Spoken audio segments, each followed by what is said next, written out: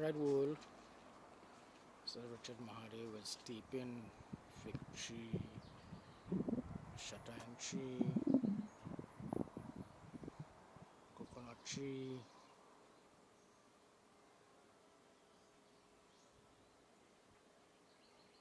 and this is my wife,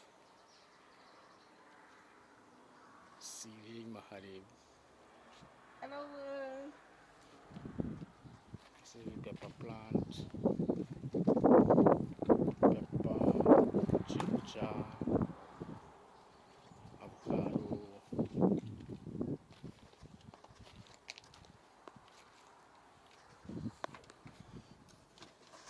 This is the long time books.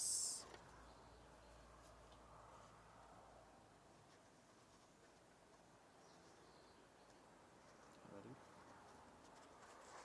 So good morning world. Welcome to my channel, Spartan Family World. Our channel was inspired by one Spartan from Jamaica. So this morning we would like to open up our house and our lives and let you all know why we're doing this channel. So the day in the life where a YouTuber came to my home. Um, his name is Dwayne Reynolds, and he is known in the YouTube world as One Spada. One, number one, and Spada, Spada. Ladies and gentlemen, he came to our home to show my son-in-law Stephen how to make crafts. Now, you can see here, there's a mold here, and he gave us this as a gift. He gave us this as a gift, and we are making these others. You can see this product here, and he gave us this as a gift for us to sell it, to make a little money, and you can see it. Look how it's working out good here as a bookshelf. Let me just move out this one. So, ladies and gentlemen, you can use it as this, and it holds up the book well. Not because it's on the wall, it can hold up very good. So, thank you, One Spider, for this creation here. He made this mold himself, so it was one of his ideas, and it's a lady head with a flower pot, and you can use it as a flower plant. You could use it as a bear holder. See, and it's really really nice. And Richard is making one right there. It's a mixture of the cement and gravel, and these are very very nice. This one didn't come out so well, but Richard That will fix green, it. green, green one. And it's drying, so I didn't. Sorry, not supposed to touch it. This morning, we are still on the Caribbean basis, and there are some people who commented that they want to know a little more about Trinidad and Tobago. So, interestingly enough, this morning we went and saved some books from my house, my old house. So you can see that we have a very old collection that was given to me as a gift from a friend, and I was going to let these books die away with the dilapidation of the house, but I I just said, you know what? Let's keep them. Let's show the world what we have, because it's interesting enough that these books were written over 100 years ago, and they had some interesting like telltales about Trinidad and Tobago. Interestingly enough, folks, this morning I have the Robinson Crusoe book by and the Father Adventure. Robinson Crusoe, as you all can see, it's worn, it's old, it's really really old. You can see the leaflet here, Robinson Crusoe by Daniel Dofoe, and the company that made it with Collins School Classics 13, the number 13 there. Collins School Classic number 13. So originally these books were used in schools, the English schools across the world, the globe. And these books were highly interesting because I read it, and There was detail for detail for detail. When I tell you, it's a book that you can read when you are alone and you feel depressed or you feel down. Ladies and gentlemen, my videos are for you to come out of being alone. You're home alone and you're feeling tired of it. You're being bored. My videos are for you, and to take you out of that, take you come on a journey with me. Come and listen to what I have to say. Come and listen to um, what makes us here in the Caribbean special, I guess. Not only the sun and the beautiful sky, right, and the sea, but we have our culture here that is interestingly enough made up of so many European cultures. Um, but today mainly I will break it down to you, and I will just show you it in more English language because I could speak a little Spanish or Spaniard, but I would like to just let you all know that um, I will speak more in English. Yes. Um, so here this morning again we'll continue with the Robinson Crusoe highlight, because in this book they were um, talking about. Let me read a piece to here. So to come, I'm going to start to read, people. You can bring the book. You can come closer. Oh, see book alone, we see So, you. to come then by just degrees to the particulars of this part of my story, you may suppose that having now lived almost 4 years in Brazils, and beginning to thrive and prosper well upon my plantation, I had not only learned the language but the contracted acquaintance and friendship among my fellow planters, as well as among the merchants at San Salvador, which was our port, that in my discourses among them I had frequently given them an account of my 2 voyages to the coast of Guinea, the manner of training with there, and how easy it was to purchase upon the coast for trifles and as beads, toys, knives, and scissors, hatchets, bits of glass, and the like, not only gold dust, guinea grains, elephant teeth, and etc., but for the service of the Brazils in great numbers. They listened always very attentively to my discourses on these heads, but especially to the part which related to the buying, which was a trade at the time not only not far entered into, but as far as it was been carried on by the essentials or permission of the kings of Spain and Portugal, and engrossed in the public, so that few were brought and those excessive there, right? So it shows you about how he was a plantation owner and that he had an interesting story to tell, and his time in the Brazils. Now, Brazil was one of the part of the triangular trade, which was spanned from Europe to the to the Americas, and then to India, where they had the trade going on, Africa and India. So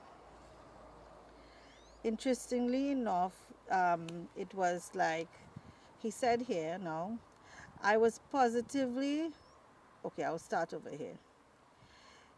In this distress, we had, besides the terror of the storm, one of our men died of the calenture, and one man and the boy washed overboard. On the 12th day, the weather abating a little, the master made an observation as well as he could, and found that he was in 11 degrees north latitude, but that he was 22 degrees of longitude difference west from Cape St. Agostino, so that he found he was gotten upon the coast of Guinea, or the north part of Brazil.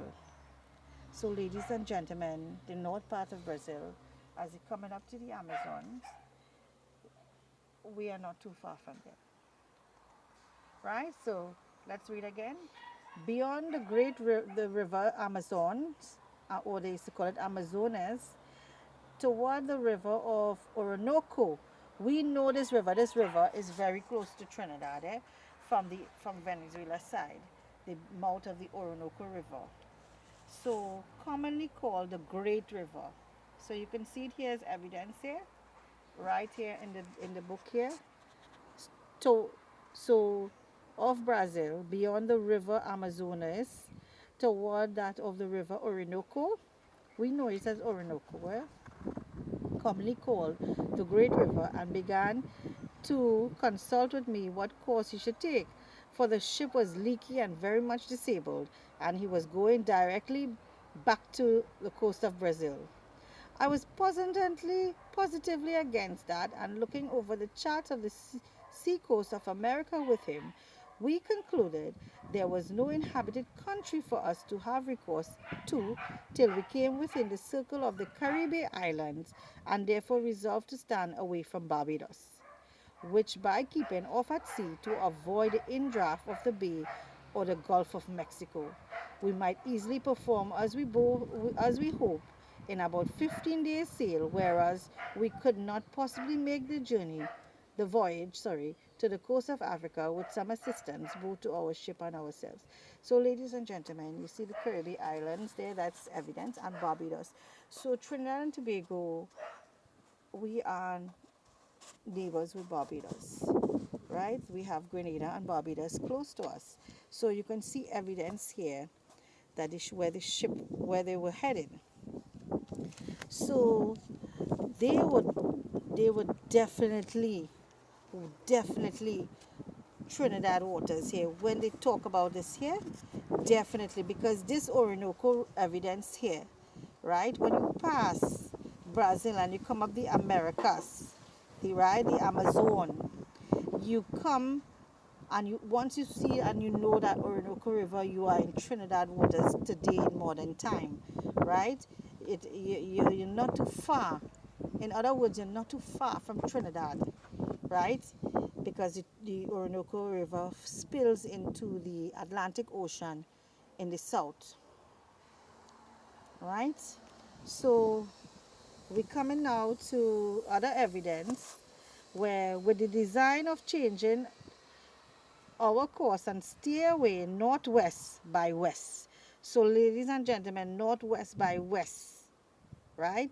In order to reach some of our English islands where I hope for relief, but our voyage was otherwise determined for being in the latitude of 12 degrees 18 minutes. A second storm came upon us, which carried us away from the same impetuosity westward, and which drove us out of the very way of our humane commerce, that had our lives been saved as to the sea, we were rather in danger of being devoured by savages than ever returning to our country.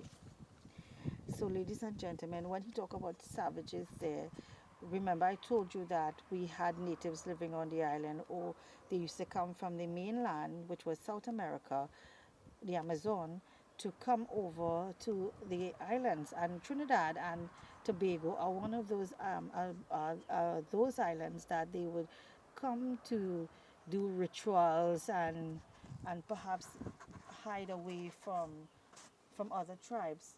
So here we will continue reading again. So, in this distress, the wind still blowing very hard, one of our men early in the morning cried out, "Land!" And we had no sooner run out of the cabin to look out in hopes of seeing whereabouts in the world where we were, but the ship struck upon a sand, and in a moment her motion being so stopped by the sea broke over her in such a manner that we expected we should all have perished immediately, and we were immediately driven into our close quarters to shelter us from the very foam and spray of the sea. It is not easy for anyone who has not been in the like condition to describe or conceive the consternation of men in such circumstances. We knew nothing where we were or upon what land it was we were driven, whether an island or the main, whether inhabited or not inhabited, and as the rage of the wind was still great, though rather less than first, We could not so much as hope to have the ship hold many minutes without breaking in pieces, unless the winds, by a kind of miracle, should turn immediately about. In a word, we sat looking upon one another and expecting death every moment, and every man acting according as preparing for another world. For there was little or nothing more for us to do in this, that which was our present comfort, and all our comfort we had was that contrary to our expectation, the ship did not drink yet, and that the master said the wind began to abate. Now, though we thought that the wind did a little abate, yet the ship having thus struck upon the sand and striking too fast for us to expect her getting off, we were in a dreadful condition indeed, and had nothing to do but think of saving our lives as well as we could. We had a boat at our stern just before the storm, but she was first starved by dashing against the ship's rudder, and in the next place she broke away and either sunk or was driven off to sea. So there was no hope from her, and we had another boat on board, but how to get her off into the sea was a doubtful thing. However, there was no room to debate, for we fancied the ship would break in pieces every minute, and some told us she was actually broken already. So imagine being on a ship that was going to be wrecked in a place that you don't know. In the distress, the mate of our vessels lay hold of the boat, and with the help of the rest of the men, they got her slung over the ship's side, and getting all into her, let go and committed ourselves, being 11 in number, to God's mercy and the wild sea. For though the storm was abated considerably, yet the sea went dreadfully high upon the shore, and might well be called then Wild Sea, as the Dutch called the sea in the storm. So another European country there, Dutch. And now our case was very dismal indeed, for all we saw plainly that the sea went so high that the boat could not live, and that we shouldn't be inevitably drowned. As to making sail, we had none, nor if we had, could we have done anything with that. So we worked at the oar towards the land, though, with heavy hearts, like men going to execution, for all we knew that when the boat came nearer to shore, she would be dashed in 1,000 pieces by the breach of the sea. However, we committed our souls to God in the most earnest manner, and the wind driving us towards the shore, we hastened our destruction with our own hands, pulling as well as we could towards land. They were swimming towards land here. They pull in their hands. What the shore was, whether rock or sand, whether steep or shoal, we knew not. The only hope that could rationally give us the least shadow of expectation was if we might happen into some bay or gulf, or mouth of the river, where by great chance we might have run our boat in, or got under the lee of the land, and perhaps made smooth water. But there was nothing of this appeared. But as we made nearer and nearer to the shore, and looked more frightful than the sea, after we had rowed rather than driven about a league and a half, as we reckoned it, the raging wave, mountain like, came roaring astern of us, and plainly bade us expect the coup de grace. In word, it took us with such a fury that it overset of the boat at once, and separating us as well from the boat as from one another, gave us not time hardly to say, O God, for we were all swallowed up in a moment. So, ladies and gentlemen, you see where we get O God from? Look how long we get O God. You know, Trini like to say, O God. Nothing can describe the confusion of thought which I felt when I sunk into the water, for though I swam very well, yet I could not deliver myself from the waves so as to draw breath till that wave, having driven me, or rather carried me, a vast way on, on towards the shore, and having spent itself, we went back and left me upon the land almost dry, but half dead with the water it I took in, I had so much presence of mind as well as breath left that seeing myself nearer the mainland than I expected, I got upon my feet and endeavored to make on towards the land as fast as I could before another wave should return and take me up again. I soon found it was impossible to avoid it, for I saw the sea come after me as high as a great hill and as furious as an enemy, which I had no means of strength to contend with.